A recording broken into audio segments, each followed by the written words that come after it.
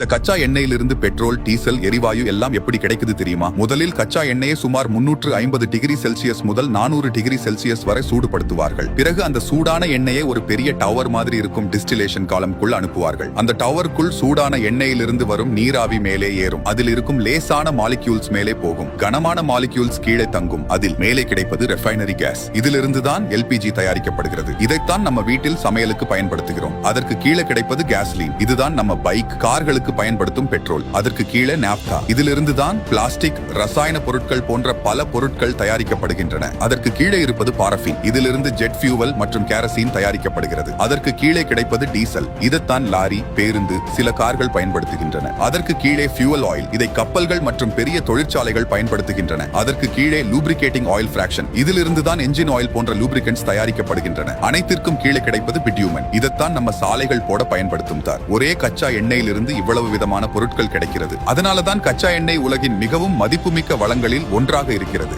நீங்கள் வளர்ச்சியை ஃபாலோ பண்ணாம இருந்தால் மீண்டும் எங்களை பார்ப்பது அரிது. ஏற்கனவே ஃபாலோ பண்ணிருப்பீர்கள் என்றால் கங்க்ராச்சுலேஷன்ஸ். நீங்கள் ஒவ்வொரு நாளும் புதிதாக ஒன்றை கற்றுக்கொள்கிறீர்கள்.